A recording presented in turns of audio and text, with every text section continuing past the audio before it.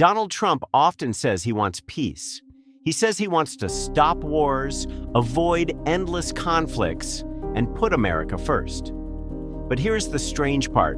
When Trump talks about the world, he often sounds like a man standing very close to war. He threatens Iran. He pressures NATO. He talks tough about Venezuela. He speaks about Greenland like it is something America should control.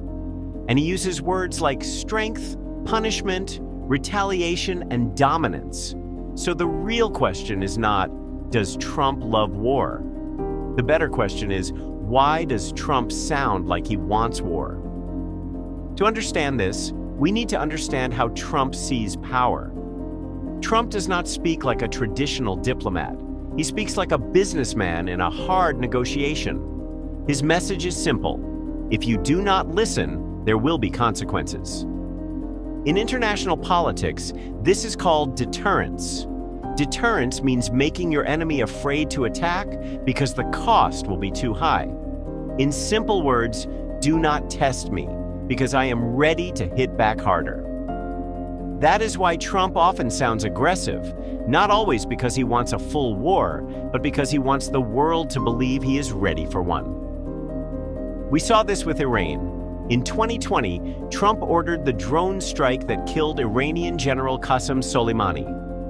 It was not a full invasion, but it was sudden, direct, and powerful. The message was clear. America under Trump was willing to strike. This shows Trump's foreign policy style.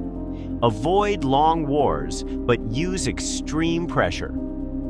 He does not like wars like Iraq or Afghanistan, where America spends years, money, and soldiers overseas. But he does like the image of overwhelming American power. Venezuela shows the same pattern. Trump used hard language against Nicolas Maduro's government and increased pressure through sanctions, military positioning, and threats. At times, he even refused to rule out military action. This is called brinkmanship, pushing a crisis close to the edge of war to force the other side to back down. Sometimes brinkmanship works. A country becomes afraid. A leader starts negotiating. A deal becomes possible. But sometimes one mistake, one missile, or one misunderstanding can turn pressure into real conflict. Trump also uses this style with allies. With NATO, he pressured European countries to spend more on defense. His argument was simple. America should not protect countries that do not pay enough for their own security. To his supporters, this is strength. To his critics, it is risky. Even Greenland became part of the story.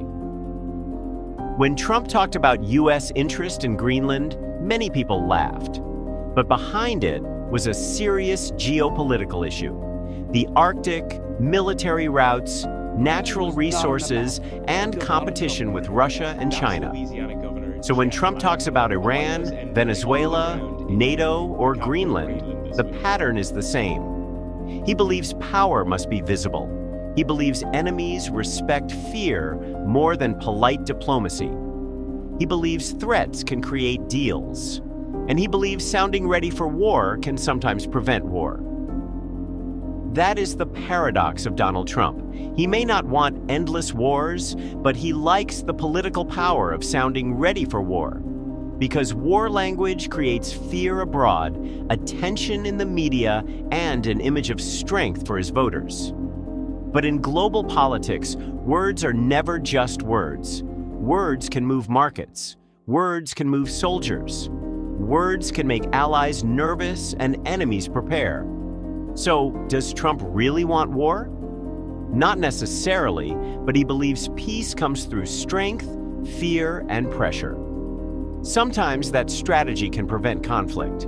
But sometimes when a leader keeps walking toward the edge, the world starts asking, is this just negotiation? Or is this war waiting to happen?